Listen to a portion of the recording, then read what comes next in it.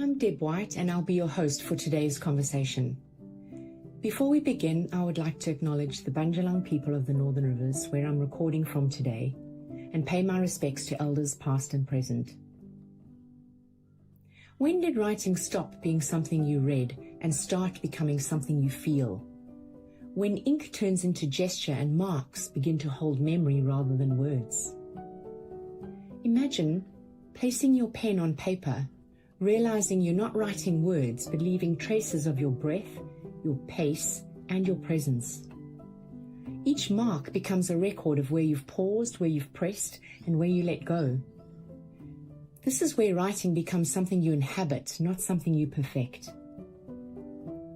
This course is not about perfect calligraphy or writing something to be read. It's about learning how marks become structure, rhythm, and thoughtful composition on the surface.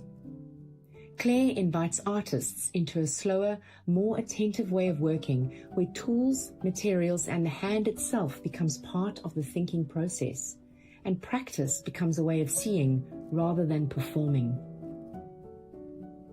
In this episode, Claire and I will talk about the power of transforming handwriting and the philosophy behind her new signature online course called Texture.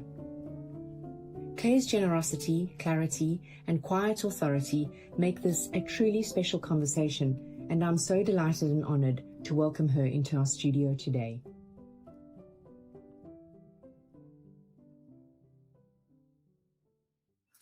Hello and welcome, everybody. We are joined by internationally acclaimed artist Claire Benn, who is here to discuss her brand new signature online course with Take Two Art. Welcome, Claire, and thank you for being here. My pleasure. I'm really excited to be here with Claire Benn to talk about her new course, which is called Texture, and it has been made in collaboration with Take Two, and of course endorsed by Denise Lack, a maestro calligrapher who was Claire's own tutor and also has become a great friend. We are broadcasting via video on YouTube and Facebook, and we will also be dropping this episode as a podcast. So you're in for a treat, because over the next hour, we'll be sharing insights into Claire's new course, some behind the scenes moments and images of what the course entails, and how, of course, to join Claire online via the Take Two website. So for those listening now or later, we highly recommend taking a moment to check out the show notes, which is in the link of the description. Here you will find a beautiful slideshow of the images that we will be discussing over the next hour or so. So thank you again for joining us, Claire. It's really a pleasure to have you here. Yeah, good stuff. Yeah. So Claire, my very first question is, for anyone who's watching or listening and maybe new to who you are, let's start at the very beginning and talk about your love for text, script, and calligraphy. Well, it started young for me because my father was an amateur calligrapher. So he taught me things like basic roundhand, and I've always just loved text. I think partly, and working with Denise obviously really took me off on this. But ultimately, I think once you realize that text is simply a mark, you're free to go anywhere you like. And what I also found is that, let's say I was trying to create barbed wire or something like that, and you try and draw it and it's never good enough. I found that if I did it in sort of stretched out, scratchy text, I could be so much freer. And I don't know why that is, but I've always loved the elegance, particularly of the contemporary calligraphers' work, people like Denise. I mean, it's just beautiful. It really is. And new to myself, when I saw all the things that you showed on the course, because I had the privilege of filming it with you and Daniel, it really opened up a whole new world for me that I didn't realize even existed. So it's really eye-opening what you can actually achieve. Yeah, it's fantastic. Yeah, really fantastic. Now, I do have a lovely photograph here of you with your dad.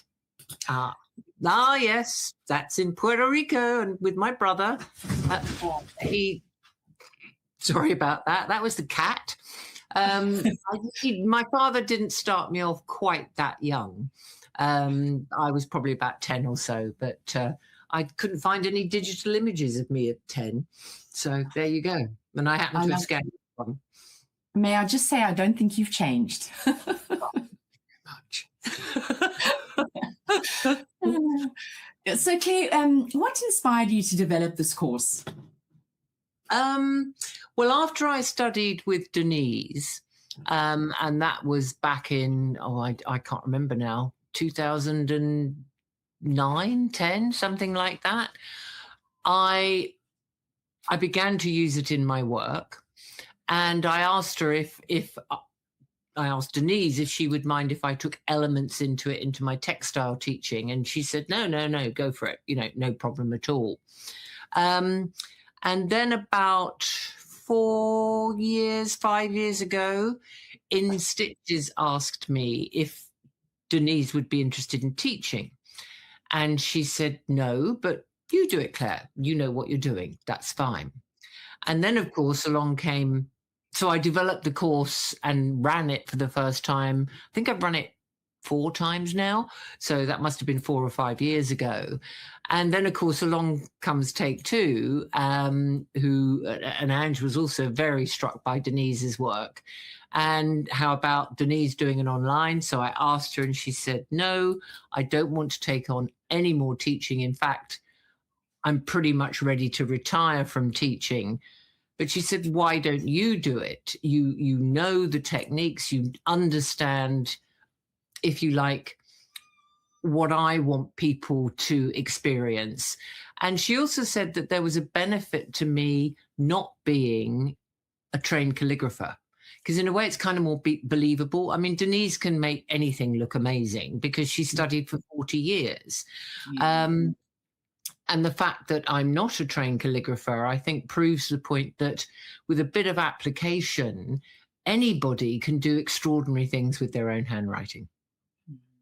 It's one Absolutely. of my favorite courses. One of my favorite courses. Yeah. Oh, wow. I do have a really beautiful photograph here of Denise, which I must share for those who have not seen her before. This is really beautiful. She looks yeah. It's such a cheeky photo. It is. Yeah. She's got a wonderful sense of humor. She likes to have fun. It's great. Yeah, that's lovely. And of course, you've become friends over the years too, which is so important, isn't it? It's a beautiful mentorship, friendship. Yeah, and that happened very, very quickly. And Denise explains that by saying that it wasn't long after we met, she felt we had the same kind of energy, kind of, vibration between us is what she called it. So, yeah. That's beautiful. That's really beautiful. That's a great foundation, using the word foundation, for a long-standing friendship, isn't it? Yeah. Claire, I'd love to play our listeners and our viewers the very first video before we get carried away and get too deep into what the course entails. So let me quickly play that up right now. The human race has been making marks in order to communicate since time began. I feel that handwriting and the ability to do something beautiful is a vital art and a vital skill to keep alive. I fell in love with text when I was quite young.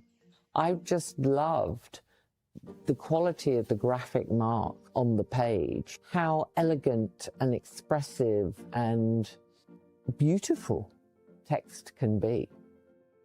It's really not legible anymore. It's becoming texture. Before I tell you what this course is about, let me tell you what it's not about. It's not about becoming a master calligrapher. It is about learning to fall in love with what your own handwriting can do. It's about creating beautiful texture, creating drama. It's about the use of color, the use of gesture. It's about simply using the ink and the nibs in a completely freestyle, expressive way. I'm not good enough. I'm not capable. That's probably the biggest psychological block that any of us have. Forget all of that. Dismiss that voice from your head. Drips and spatters. Don't have a heart attack. You celebrate them. There will be failures. There are always failures when we learn new stuff. But inside every failure lies an enormous opportunity to develop and to learn. There's just a lot of joy out there with this, which I want to share. Quite literally, it's in your hands what you can create. You have complete freedom of choice. You're only limited by your imagination. You've got the tools, you've got the ink, you've got the paper. Knock yourself out.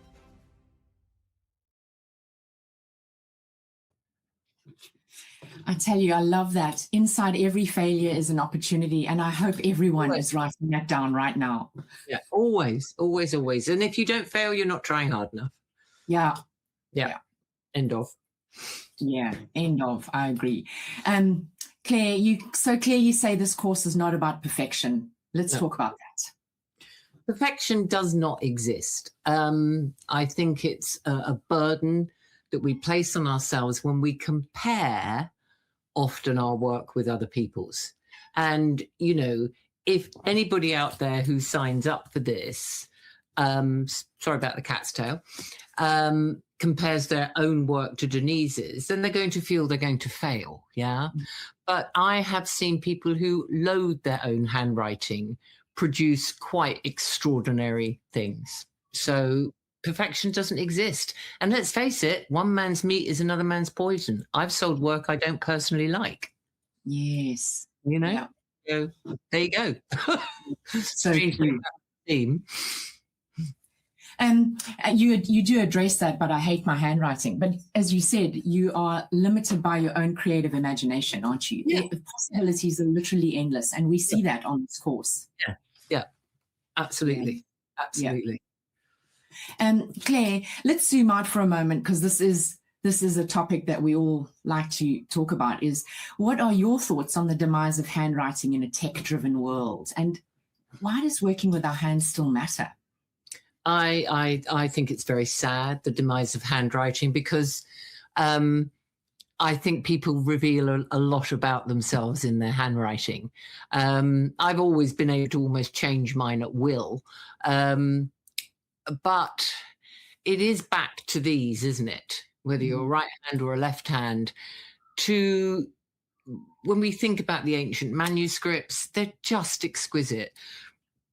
Think of the days when you received a handwritten letter. You know, the joy of slitting open the envelope, unfolding the paper, getting yourself comfortable on the sofa to read it. I think something handwritten is a gift, ultimately, because, yes, it's taken someone time. And maybe they've had to rewrite it because they thought of a better way to say something. So that took even more time. So I really mourn the demise of handwriting. Yeah. And I also think that we're losing a lot of archival stuff. You know, you send someone a love letter by email, that's not going to last, is it? Whereas I've got all my letters from James in a box, and he's got all my letters to him. Yeah, I've kept all my mum's letters from her to me when I was at boarding school.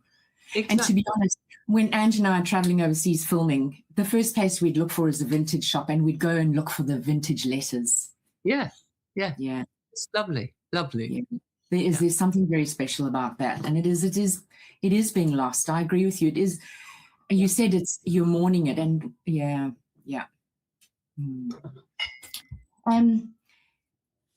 Claire, what is the most critical piece of knowledge you want students to walk away with? The belief that they can make wonderful pieces of art just by writing. Yeah.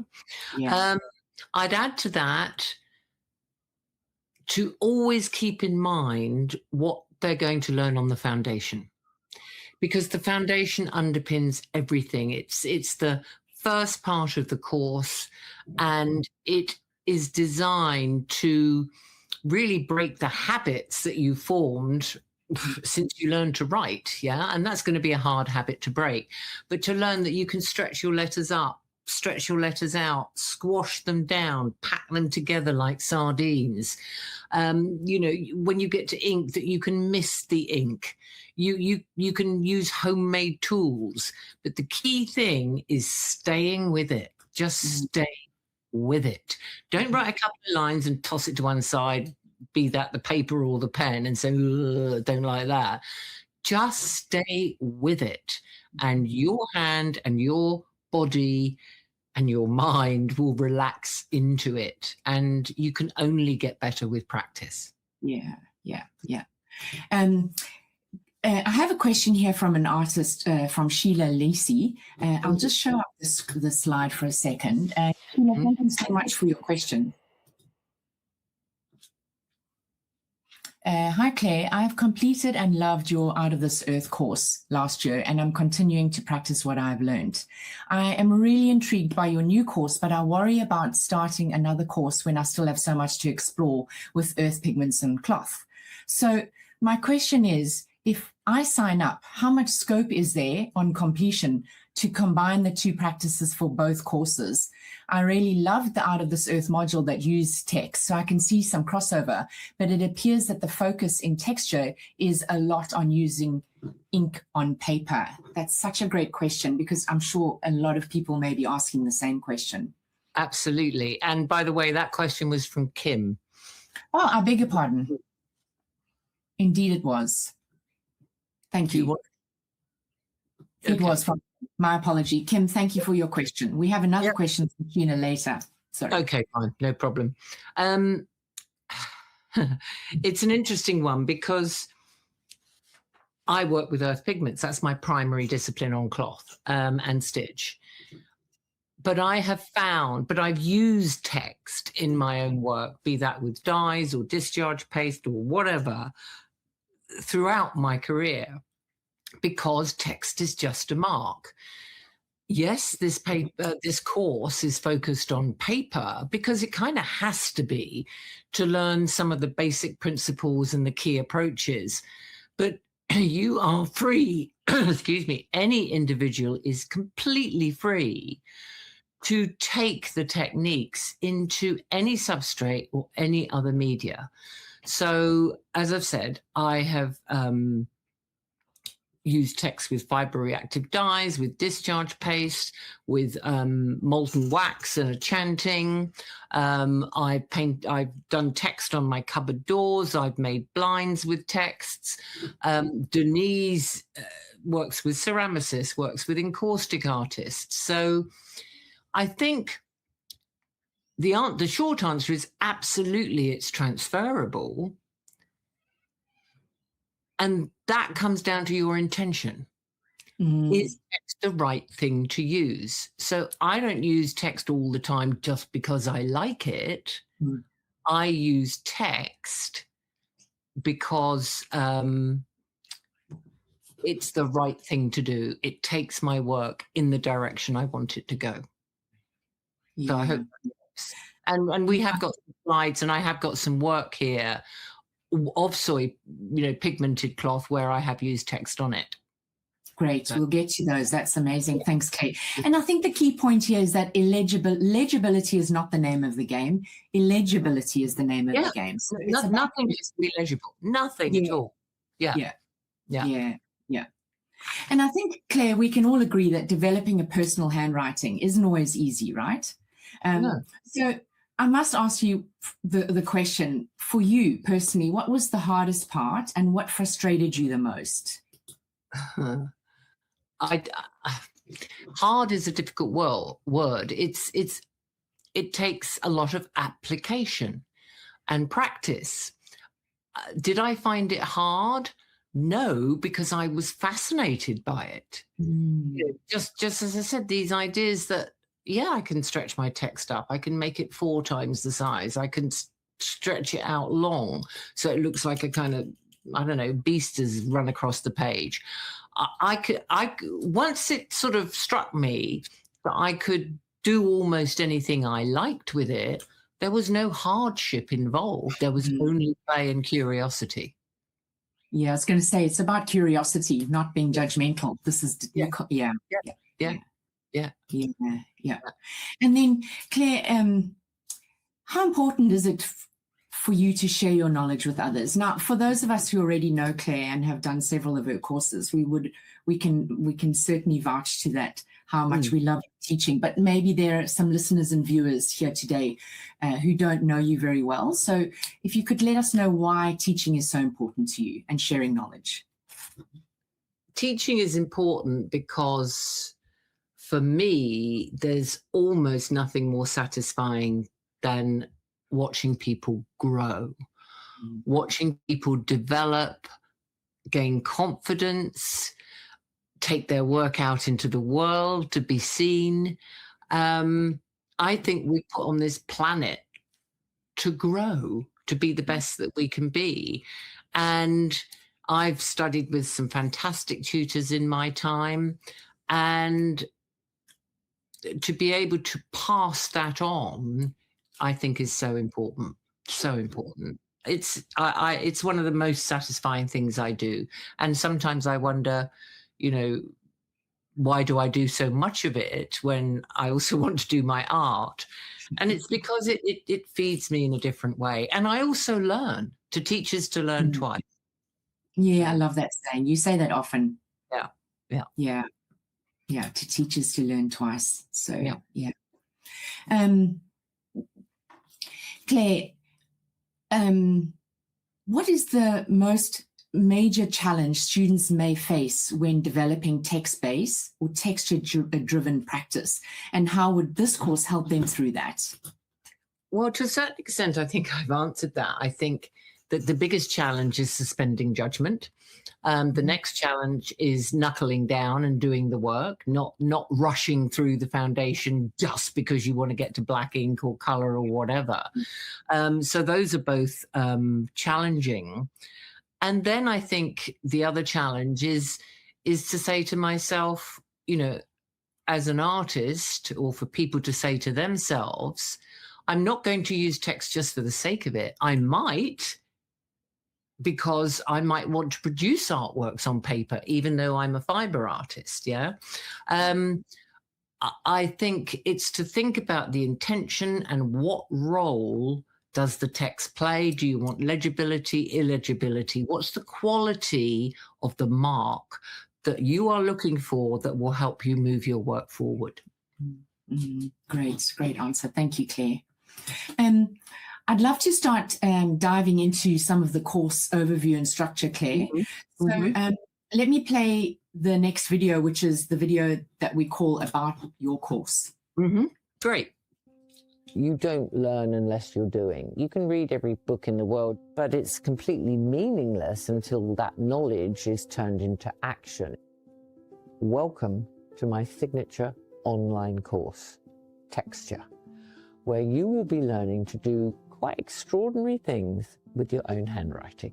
We will learn how to stretch it upwards. We will learn how to stretch it outwards. We will learn how to squash it downwards. We will learn how to pack it so tightly into our little working window that it looks like anchovies in a tin. Doing the foundation will serve everything you do as you go forward. So please do it. We're going to be moving on to the sort of luscious graphic quality of black ink.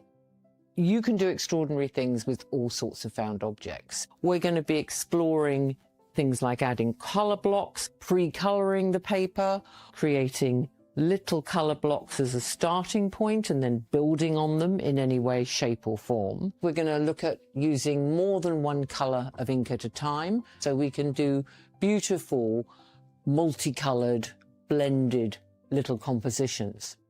We're also going to be exploring having an inspiration and interpreting that inspiration through text. We'll move on to look at how we might be able to use other techniques and other types of media outside of ink. There are many ways we can go with this freestyle and freeing type of art form. We're going to take the opportunity to meet the woman who inspired this course, the woman I learnt from, Denise Lack. So we are going off to where she lives in France to meet her in her studio. I was keen to take this course online for many reasons. You have it for life. You can work at your own pace, and I can't stress the importance of that. Approach this course as an opportunity to learn how to adapt, how to be flexible, how to change, how to make the mark your own, regardless of the tool that you're using. Don't be afraid, because this will enable you to express yourself. So I really, really do hope that you will want to join me to learn how to do fabulous things with your own handwriting.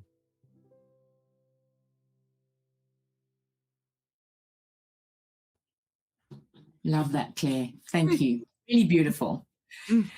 Shall we quickly remind everybody, maybe people watching already know, but let's remind people what gets covered during the course. So, of course, first up, we've got the beautifully filmed video lessons, the bonus discussion between yourself and Denise, which is really beautiful.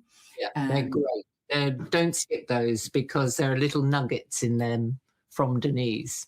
Yeah. Yes. Of course, a beautifully written resource guide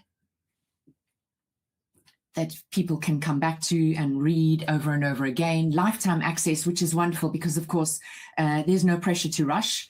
And I think this is a very explorative course, so there's no pressure to rush through, right? Yeah, and I think we also have to acknowledge, we do 8 weeks of tutor engagement, not that it will necessarily take everybody 8 weeks to complete the course. Some might complete it in a couple of weeks, but some people are working full time or they've got caring duties. So, allowing yourself time and not rushing is important. And I would also say stop when you're tired. Yeah. Yes. Take a break. It's not going to go away. Yeah, that's a really good point. And that's the point here. Don't rush. Do the work, right? Yeah. Do the work. Yeah. And of course, the closed community group where once enrolled students can share their work with each other and with you, and you'll actively offer guidance, which I think is lovely. As a student who has done several Take Two courses before, that community group is so important for personal growth. You learn from each other as we learn from you. Yeah. And of course, there are two live Q&As as well. So, and I'll be doing weekly roundups for those people who perhaps don't want to engage in the community. So, there's good access and real opportunity to deepen your learning with and through other people as well as myself. That's a good point. There's good access and plenty of it. Yeah, and support. Yeah.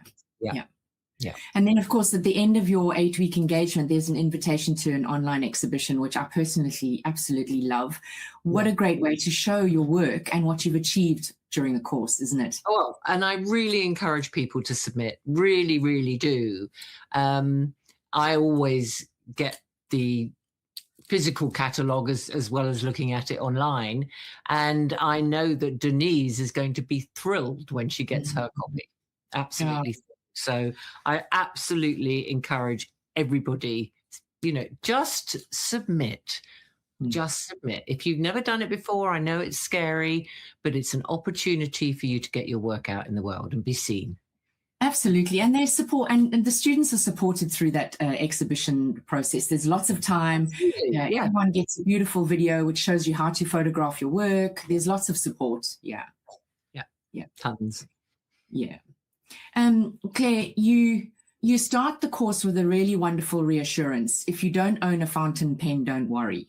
And I think that's important, because that could be an investment that some people may not be prepared to outlay so soon. So let's talk about that for a second. Yeah, I mean, I always had a fountain pen, and so is my husband. I'm probably of an age where, that was a requirement at school. But really, there is no need. Sorry about the cat. I didn't realize he was in it. Shows I'm human. See, I have a life just like everybody else out there. There really is no need to go out and buy one. The only benefit of a fountain pen is it helps you make the transition from using I don't know, a biro or a fiber tip, which we'll be using everyday tools in the foundation. So a fountain pen can help you to transition into the black ink, because you've still got that continuous flow before you have to get to using what I call dip pens or dip tools. Yeah. And I think that's good encouragement. If you don't own one, try. Yeah. No need to go and buy one. Yeah. If you want to later, fine, but no need to go and buy one. Mm. And Claire, throughout the course, you are continually offering encouragement to stop and assess, and you're always encouraging reflections like, how did you feel? Did you slow down? Did you speed up? Why is that so important? Because I don't think it's something we naturally think about when we're writing. No, I every time I've done a course with Denise, and I've done 4, she always makes us do at least half a day revisiting the foundation, because believe me, it's very easy to forget. And I think the second time I did it, the basic kind of activities and exercises, I really began to sort of look at what was happening on the page and pay attention to what was happening to me. So in order to do certain things, whether that stretch my handwriting or change the direction of every single letter, I would notice that I would have to speed up, I would have to slow down. That when I was trying to, I don't know, write spiky, for example, things just got kind of faster and jerkier, because in a way you're engaging your whole body sometimes. So I think it is worth, after every single exercise, just kind of sitting back and spreading out what you've done, because you might do hopefully more than one attempt at any single adaptation, and just sort of look at it and say, okay, so what was going on there? How can I learn from that? I think you're right about that. You're writing, your emotion is attached to your action, isn't it? Yeah, it's important to stop and reflect on that. Yeah. So if you want to be lyrical, you have to feel lyrical. If you want to, convey or express anger, you need a bit of that in your hand, quite literally. And the other thing I said to you, I think the other day when we were having a chat, there's something special about repetition, and it's taken me a very long time to realize that. But when you repeat something, you actually find yourself evolving, don't you? Yes, absolutely. You can't get anywhere without repetition. You can't get anywhere without practice. Yeah. Simple. Yeah, amazing, incredible. Claire, let's start with the foundation, because this feels less about starting and more about arriving, doesn't it? Yes. So the question to you is, what are students going to learn here, and what are they noticing, and does that make everything possible for what follows? I've got some really good images here, so let me know when you're ready for me to show them. Absolutely. It makes, that's why I've called it the foundation. Let me get my little file, which is here. So let's have a look. This part of it is just the foundation. Yeah. A whole series of activities that will, enable people to radically change their writing. Yeah. And, I haven't kept every single example of this, because it's kind of, you think, well, okay, it's getting kind of crazy now. But the foundation, as I think, it said in the video, as I've said already before, it's all about understanding that you can, with effort and concentration and practice, change the style of your handwriting. You can make it spiky, you can make it loopy, you can make it boxy, you can stretch it up, stretch it out, squash it down, pack it in. You can rotate and overwrite. And anything that we do in the foundation with an everyday pen, and I do advise you to pick a pen you enjoy using, we can then transfer when we get to black ink, and we can transfer when we get to color, and we can transfer when we get to working with intention. Yeah. So what I've also done, because I know how easy it is to forget the foundation, I have developed something I've called chance cards, which are kind of based on Richard Serra's verbs. So what I'm saying here is, once you've done the foundation, go to the chance cards and go to the foundation set and pick one out, and whatever it says you've got to do, do it. Then when you get to black ink, at which point you'll probably forget everything about the foundation, you're so entranced with the black ink and the tools, do the black ink exercises, then pick a black ink chance card, but pick a foundation card. Because maybe you've forgotten with black ink that you can double the height of your handwriting, that you can stretch it out. Oh, you know, that I can pack it in like sardines, and all right, I might have to wait for my first layer to dry, but I can rotate the page and overwrite. So the chance card there to help you bring, if you like, the activities together. Yeah. And also help you think about possibilities that you may not have, or as you stated, will have forgotten about. Yeah. It's very easy to get seduced by the black ink. Yeah. And then the color. Yeah. And I think it's important at this point to mention that the foundation segment, the other segments are not released until the foundation segment is completed by the student. I think that's important. Absolutely. And I was quite insistent about that because it is so important. And folks out there, I'll know whether you've done it or not. We will all know. We'll all know. All right, let's move into black ink, which is the part I love the most. Because black ink really does feel like a deliberate choice. It's almost like stripping back, isn't it, Claire? It is. And it's so important. And Denise, talks about this as well. Black, just staying with black and white or black and off-white, depending on the color of your paper, what sticking with black does is it shows you the form. It shows you very clearly the quality of the mark, because you are not being distracted by color, for example. Yeah. And Denise likens it, she calls it the captain. She calls it the backbone of many compositions. Not all, because of course you can do your main compositional work in color if you wish, but there's nothing like it. I mean, just look at some of the stuff on the wall behind me. Yeah. Have we got any images of black ink? I do. I have plenty of wonderful images. Let's have a look at some of them. So, yeah, look at that. That was done with a pipette, one of the found objects. What else have we got? Just flick through them. Yeah, that was done with a reed pen. And once it was dry, I drew the horizontal lines with fine liner. The good old Cola pen. Amazing what you can do with that. Fine writing, thick writing, lots of lovely spatters. And you can be quite gestural with it, which I didn't think. Yeah, I didn't realize. Yes. Yeah.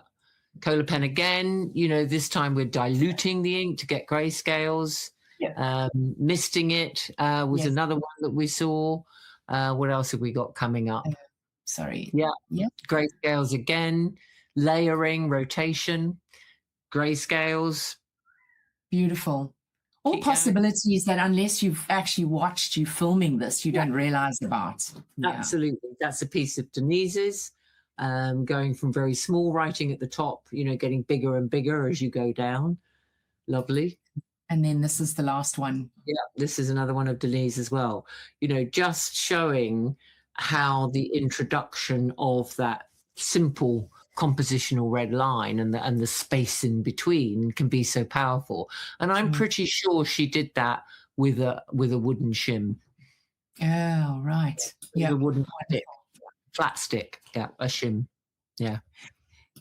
Claire, this is a question both Daniel and I asked you while filming. Is this a good time to ask what the differences between a fountain pen and a calligraphy pen is? Yeah, fountain pen has a large, normally plastic or rubber reservoir inside it, and that will enable you to write continuously. A calligraphy pen has a very small reservoir. They vary according to the pen. And so you have to get into the habit of dipping. If you're writing very big with a very wide nibbed tool, you may not even complete all of the letter before you have to dip your pen again. So fountain pen, continuous flow, and calligraphy pen, you will find that you will be working more stroke by strokes. Start the letter, dip, continue the letter, dip, finish the letter, dip. And I think again, sorry. Yeah, no, some of them you can go a while. It depends whether you're using the pointed end and just laying down thin lines, or whether you're using the wide side of the nib, in which case you're going to be using more ink. Yeah. Claire, I think it's important also to mention that, again, to put emphasis on the fact that people don't need to go out and invest in anything like that yet, because you've got a whole segment on things like using found objects. So, well, we've already seen the pipette, the shim. This is just a bit of, electronic wire. There's the shim. Amazing what you can do. Amazing. I mean, I've got something up on the wall behind me, which I don't know if people can see. Maybe not.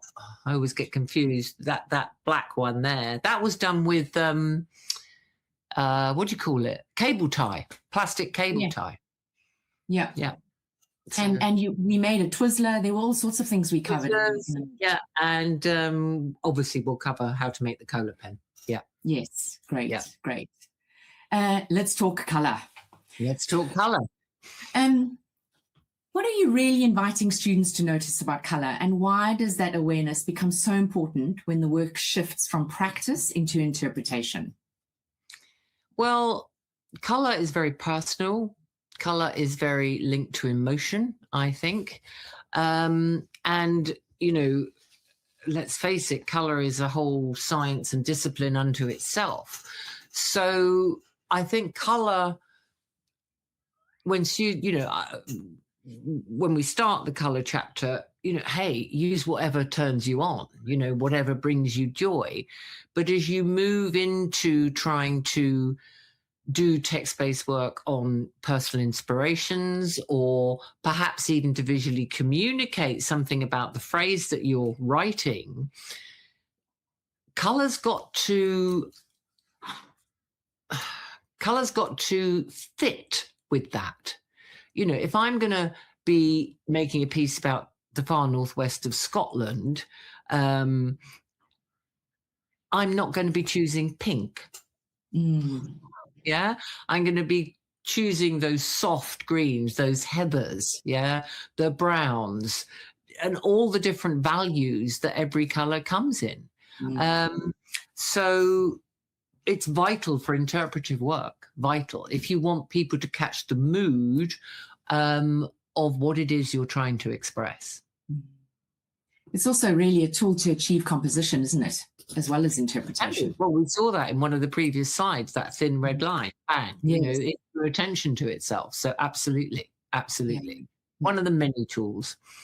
Yeah. And I think that's, again, coming back to the reason why we lock the other modules and keep everyone finishing foundation first, is you really need to lay that foundation before you start coming into these other two sections, especially the color. We will all have the tendency to want to come straight to the color segment.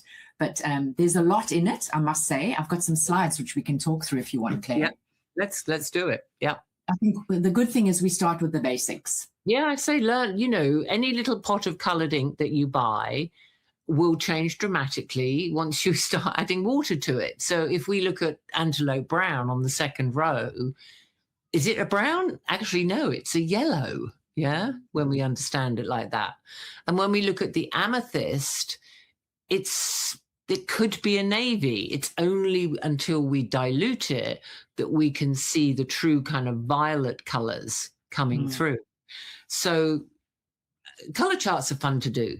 I've always recommended them. And of course, these are just colors straight out the bottle. You've got endless possibilities once you start mixing colors together to create new colors.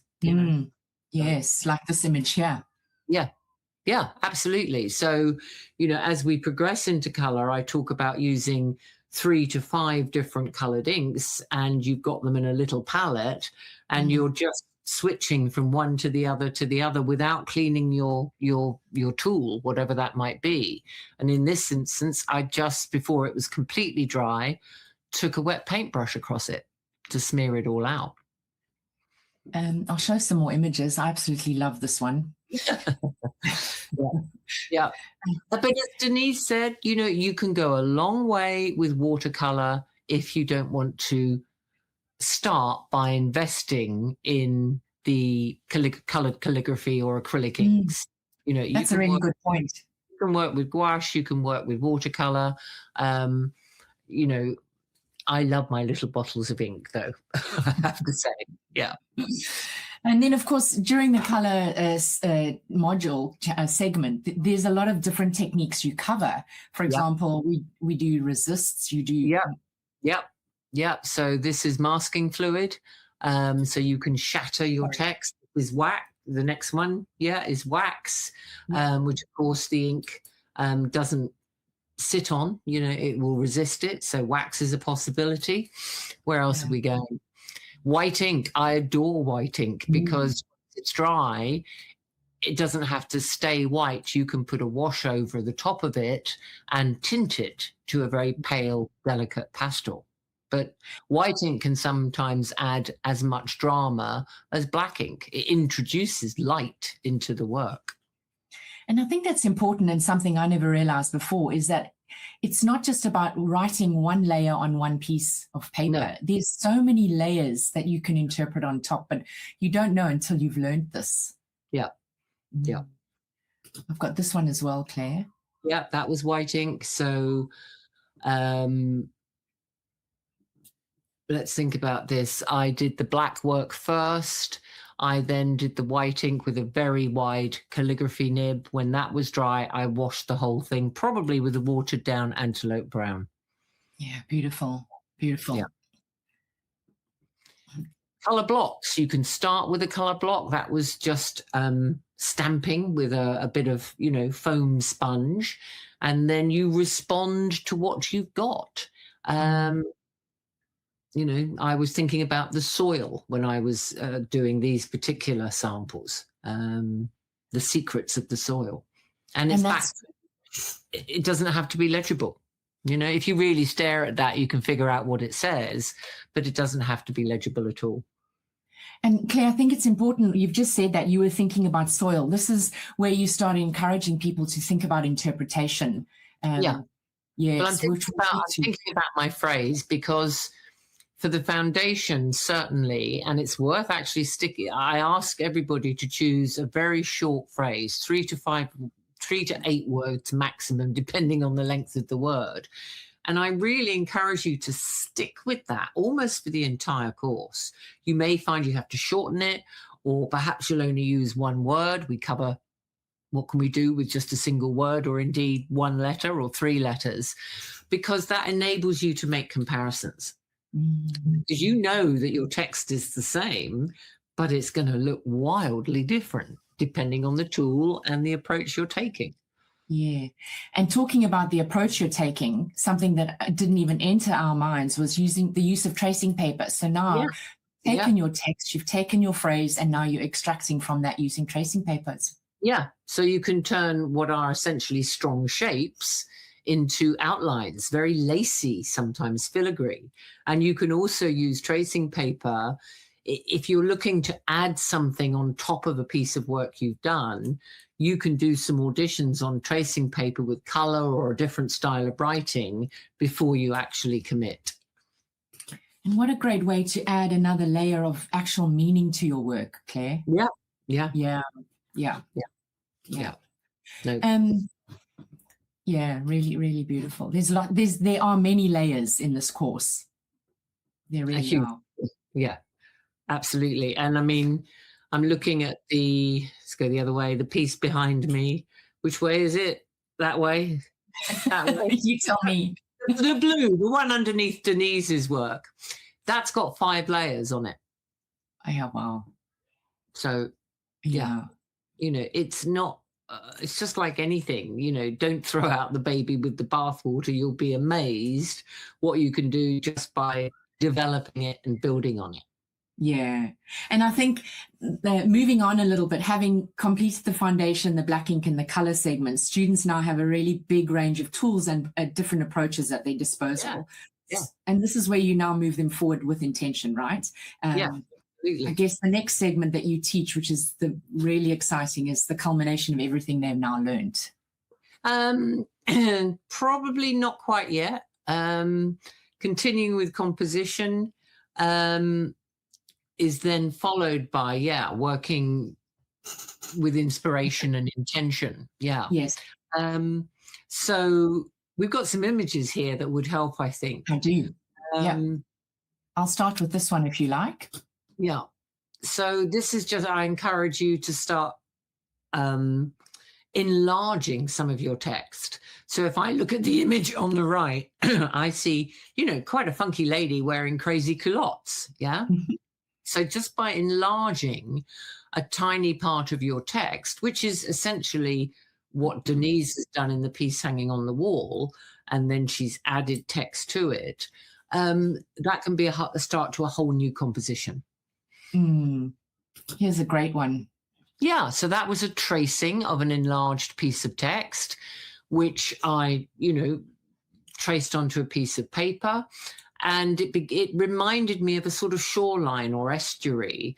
And so I did all the writing as if it was water coming in, and then, colored in the base, put a wash over the top. And that was built from an enlargement of a piece of text. Tell us about these images, Claire. The second class we did with Denise, we were only allowed to use one single tool for the whole 5 days. And she gave us an hour to choose our tool, and we were not allowed to choose our favorite one. She then announced that we were only allowed 3 letters. Wow. And she said if we'd been trained calligraphers, she would have restricted us to 1 letter.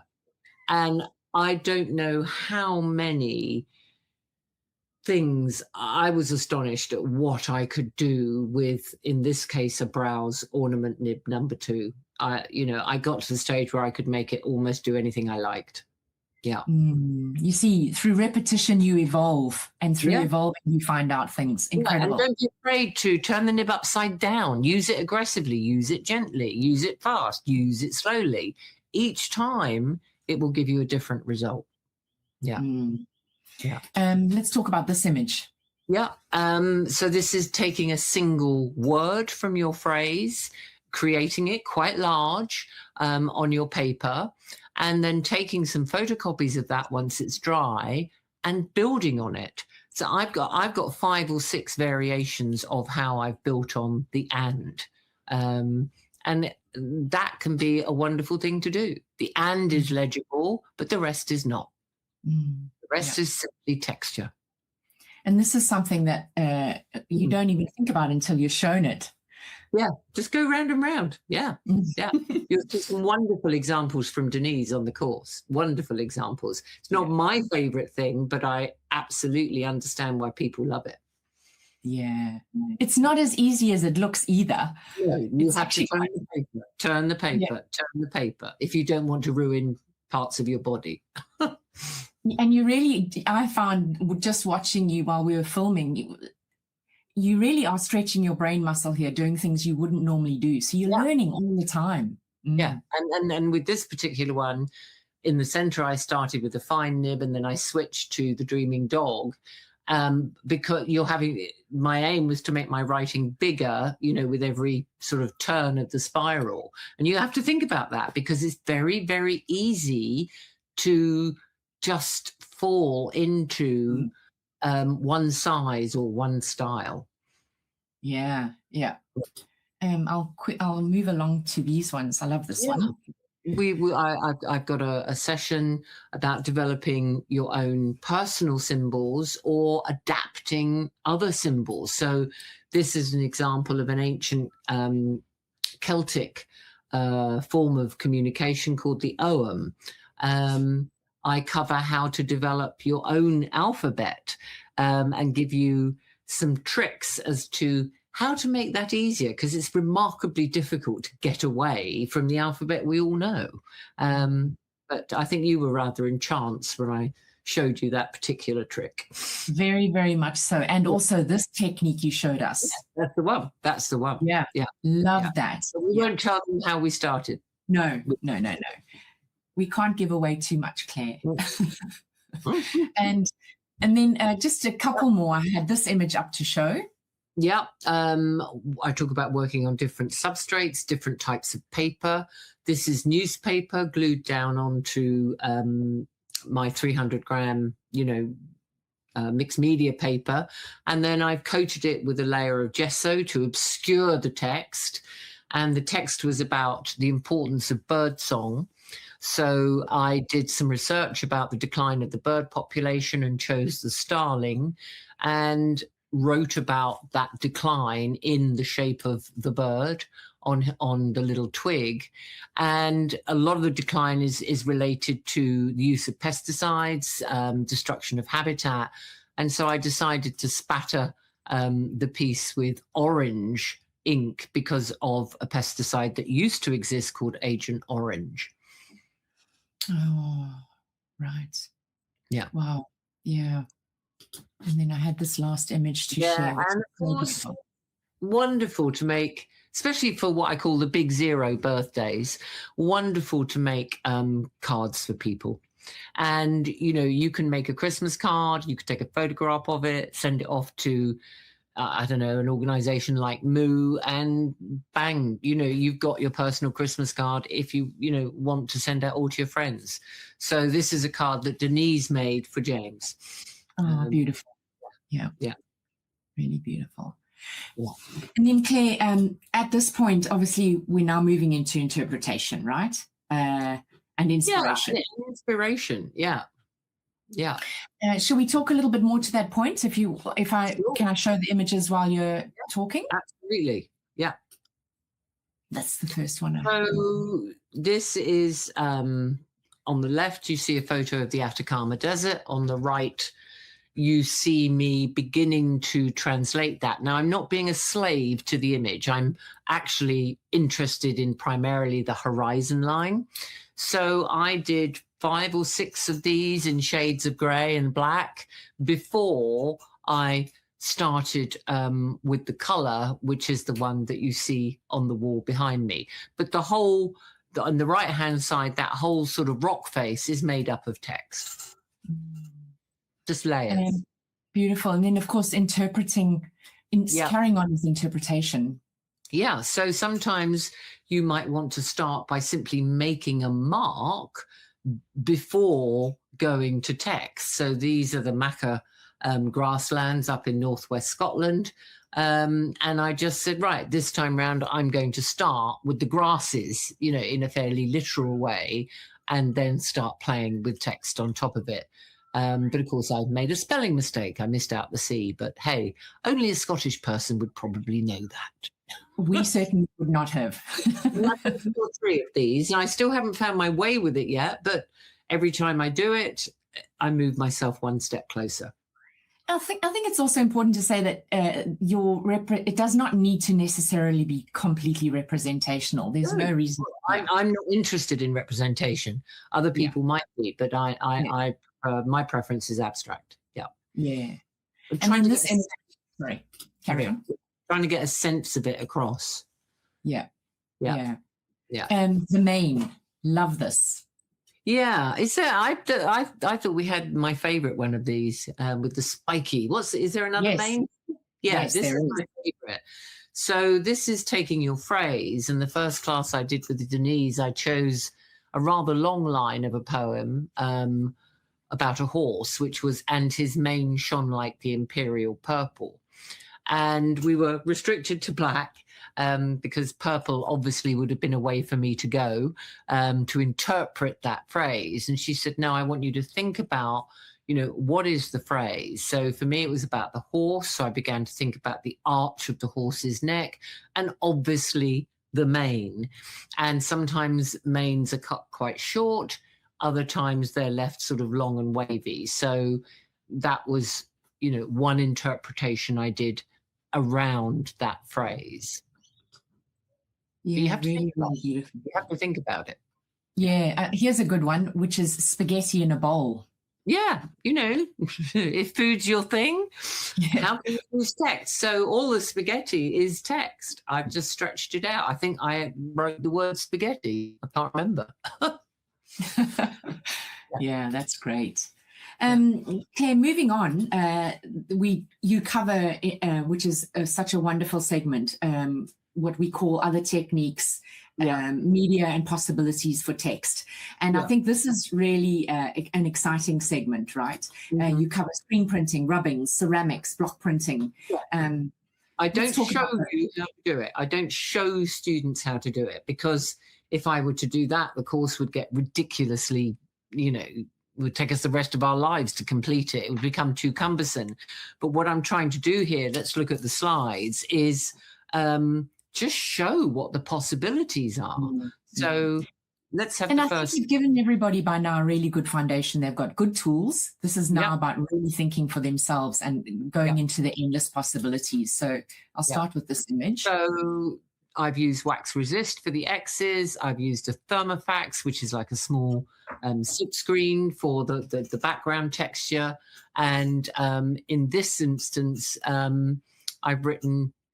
I used another thermofax for the red texture, because this was back in my dye days where it was difficult to use dye on cloth without it bleeding everywhere. But we'll talk about that bonus module later. Yes, we will. We will. So again, this is thermofax work on black fabric using discharge paste, and other thermofaxes using black printing ink. Love this one. Just to let the viewers and listeners know, Claire pulled this down from her storage section and unrolled it. Claire, you can tell everybody how big this piece is in reality. It's 3 meters tall and 1 meter wide. It's absolutely breathtaking. Yeah. Took more than a week to make, but again, and I think it took me 4 hours to cut the stencil that you see at the bottom of the left hand, the whole image. It took me a long time to cut that. So stencils are possible. And again, the breathe is done using a thermofax. And that stencil says the word deeply for those that are listening. Yeah, deeply. Yeah. Really beautiful. And then some of the ideas that you cover for everybody is... Yeah, if you can get your hands on the old-fashioned wooden typeface, get it. They're getting more expensive and harder to find. But they can be great to use as a starting point. So here I printed the word ground, and I haven't attempted to keep it straight because the ground isn't flat. And then with inks and can't remember what nib I've used, I've begun to stretch my writing to indicate, the plant life growth on top. And then my cupboard doors. Your blinds, which I love. Yeah, my blinds. I used a combination of thermofaxes and monoprinting and thinning out white acrylic a little bit to write directly from a needle nose bottle. And then we've got some work here, of course, taking... Yes, their stitch. Absolutely their stitch. So this is the work of Bobby Francis, and she incorporates stitch a great deal into her work.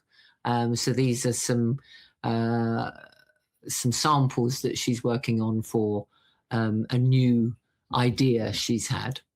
I've got some more of her work here, Claire. This is called... Yeah. And then this last one. Mm-hmm. Yeah. Some of the techniques... Sorry, carry on.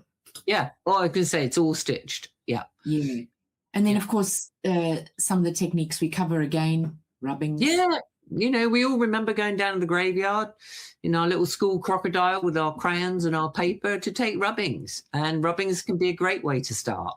And you can take rubbings with aquarelles, with oil pastels, with charcoal.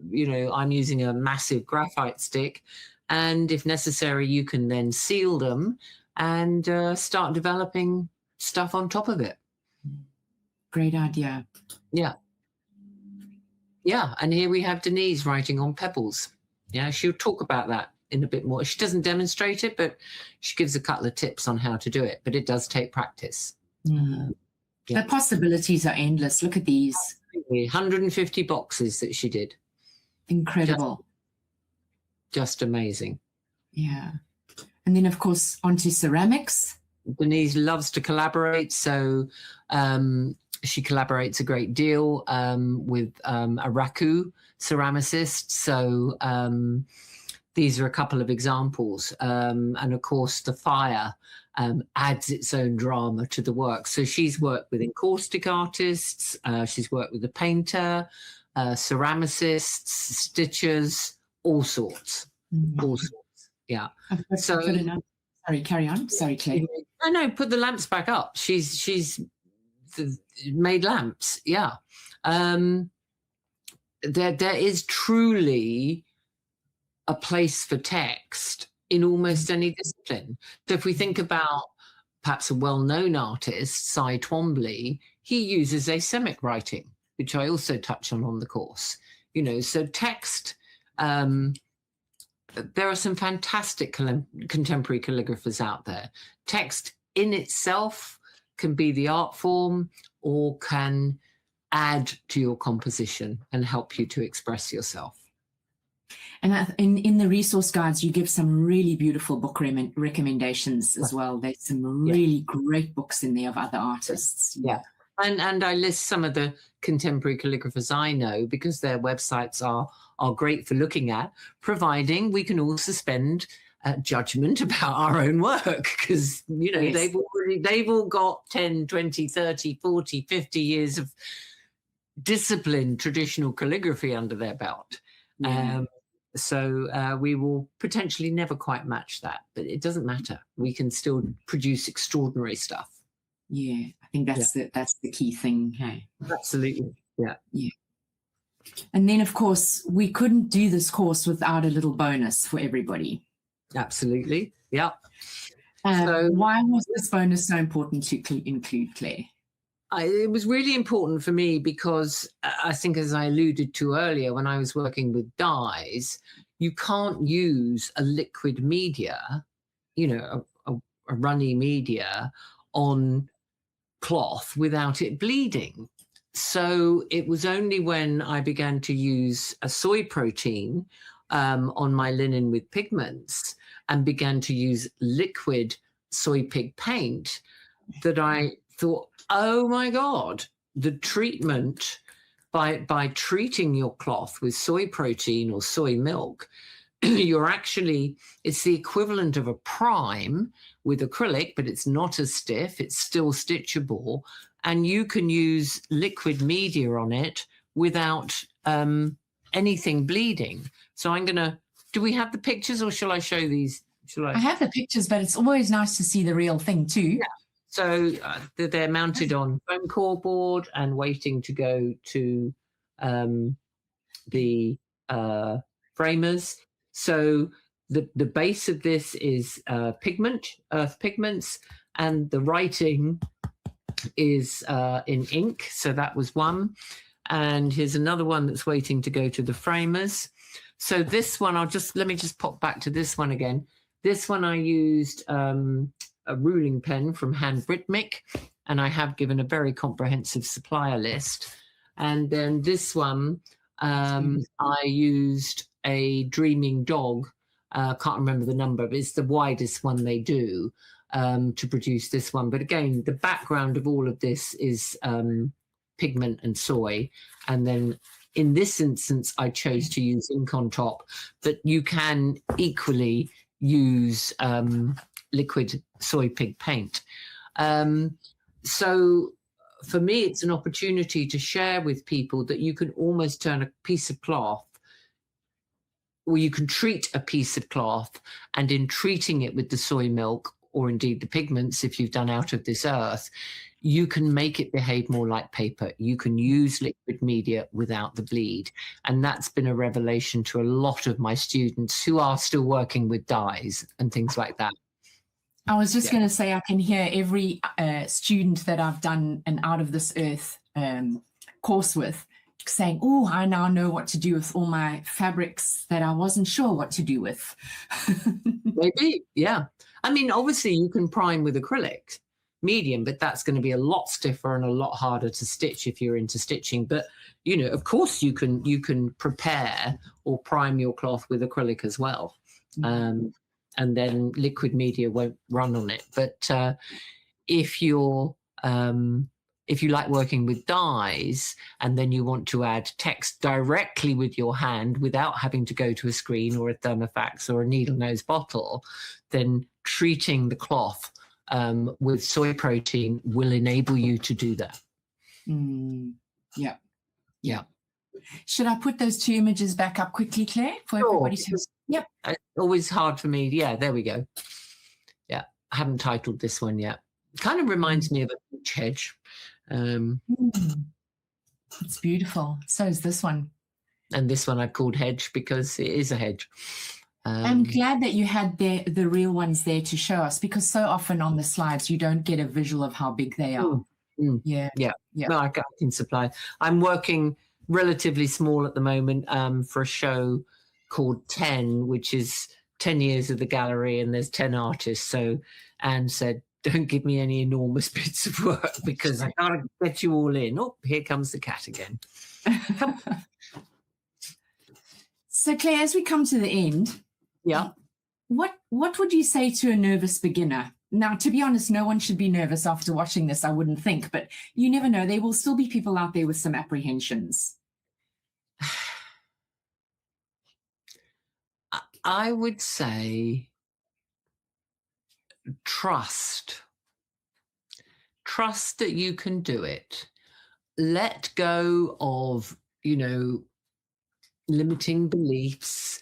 Let go of your own judgment around whether you think your own handwriting is good, bad, or indifferent. Just do it and believe that with practice and application and time, you'll get there. Yeah, absolutely. You'll get there. And you're so well supported. Yeah, massively supported by the community group on the Facebook page. I'm there too. You've got the Q&As. You've got a wonderful ambassador in the group. Yeah. Noni's going to be our ambassador. So I know she's busy, with the course herself. So, and, I can give feedback, I can give advice, and so on and so forth. And go on. Adversely to that, an experienced artist would be wondering if this course is for them. I would say absolutely, right? Well, it depends what their experience is in. If they're an experienced calligrapher, probably not. No. Because most calligraphers are sooner or later exposed, if you like, to the more contemporary freestyle form. Any artist, as we've seen, in any discipline can take text into their work. And I think what this course will enable people to do is just understand, it's back to, you can make your handwriting do pretty much anything you want by choosing the appropriate nib and by choosing the appropriate approach. Back to stretching it out, packing it in, rotating it, whatever it happens to be. Yeah. So this one that I showed you, hang on, I'll grab it again from underneath the cat. This has got 2 layers of text on it. So I started with it in this way, and then I can't remember, and then I wrote again, turning it. So, yeah. Claire, I'd like to acknowledge Sheila Lacey's slide that she sent, where she says, part of me can't imagine spending 8 weeks exploring my handwriting, especially only having seen photos and images made in black ink and a couple with colored ink. Maybe this is just part of the challenge. Having been in your other courses, I'm willing to go with the flow and as I trust your teaching. I'm intrigued to know whether besides using different tools, we will also be using different paper or maybe various textures such as paste, flour, and resist. So just to acknowledge Sheila's question, I think we've well covered that answer. Yeah, absolutely. Thank you for sending. Yeah. And Sheila knows that I emailed her directly about it. Yes. Of course, it doesn't have to take you 8 weeks. You know, you can, once you've got the kind of fundamental understanding under your belt, you can take text to anything. With any kind of media, any substrate, any media. I mean, Denise has had text laser cut from steel. People will see examples of that. Yeah, amazing. Yeah, amazing. And I think, Claire, it's important to mention that when your 8 weeks tutorship is up, it's not over. No. And when they've completed the course, it's not over. Absolutely not. No. I mean, for me, taking a course is only the beginning, if I'm being realistic. Yeah. It's only the start. Yeah.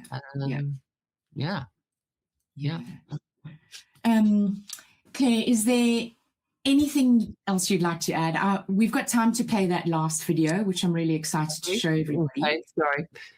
I just keep plugging my power in because I notice when it comes out, the screen changes. What can I say? You know, text won't appeal to anybody, but I think we can all identify with it. It's back to trusting that you can learn to adapt your style and change. And it's about having faith that with some application and with some practice, you'll be able to produce fabulous artworks.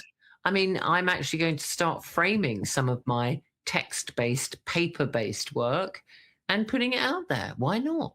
You know, my discipline is rooted in textiles, but I don't want to feel that I can't show my paper-based work either. So, yeah. Really beautiful. Yeah. Thank you, Claire. That's really, really lovely. Let me play the last video.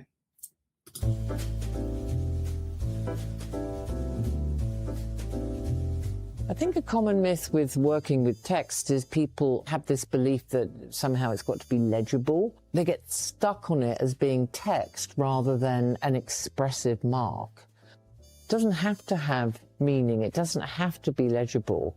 It's to build something that's really deeply personal and deeply exclusive to you.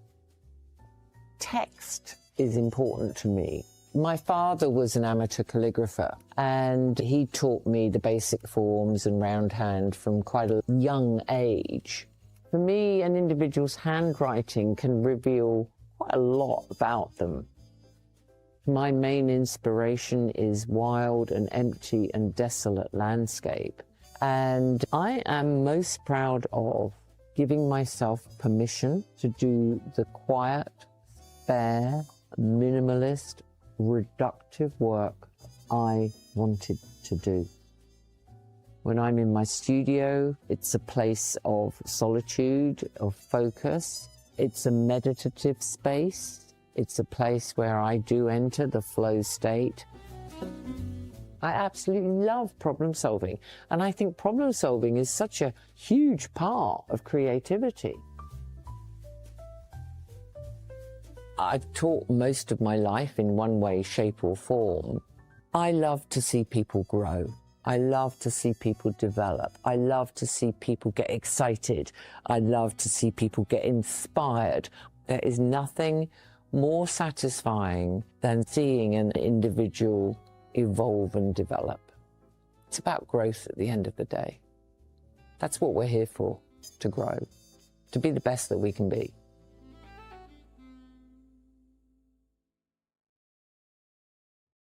Beautiful. Thank you. Thank you. I think just a quick reminder to everybody watching or listening to head to the Take Two website and click on the button called Find Your Course or Find a Course tab, and you can join Claire online if the enrollments are open. But if you're watching or listening after enrollments have closed, you're welcome to register your interest on the Texture page, and then you'll be notified when the next enrollment opens. Claire, do you want to add any final words? I think, you know, I think this course can surprise and delight people by what they can achieve. And it is a way of developing very expressive personal marks using text. Legibility isn't important. It's about texture. It's about shape and form and line. Legibility is only important when you want it to be. And sometimes you might. And that's fine too. Don't go out initially and invest in, you know, seriously expensive pens. See what you can do with the homemade polar pen and a lot of the found objects. You know, I have a favorite stick that I will be heartbroken, you know, if I ever break it, because it's absolutely perfect, completely perfect. Yeah. And I'd just like to say, I'm sorry about the cat. I didn't realize he was in the studio. I have a mezzanine area where I store my larger works, and every cat I've had likes to go up there and sleep. And of course, I don't know they're there until there's a thump and they appear. But yeah, they're part of my life too. So yeah. Well, just have to be careful. You've got wet ink lying around. Very careful. Yes. We discovered that when we were filming. Yeah. So this one's going to have to learn to be like the old Mog was, or my previous cat, and just learn to eventually settle himself on a cushion and go to sleep, please. Like a good studio muse should. Yeah, absolutely. Well, you've got 2 cats. You know what it's all about. Yeah. Yeah. But no. And because this is a recording, you know, I'm sure people, if we'd been doing this live, which sadly I couldn't do because I'm going to the theatre, people would be sending in lots of questions. So I would encourage people to send their questions into take2art.com and I'll get back to you with an answer. So yeah, don't hesitate. That's really kind. Thank you, Claire. And Claire, thank you so much for all your time and for creating this beautiful course. I can't wait. No, I'm really excited by it, really. And I know Denise is too. I know that Denise is really kind of happy that this incredible art form is now really going to be available globally. Yeah. Particularly if she's planning on retiring from teaching. So beautiful. Yeah. Thank you, Claire.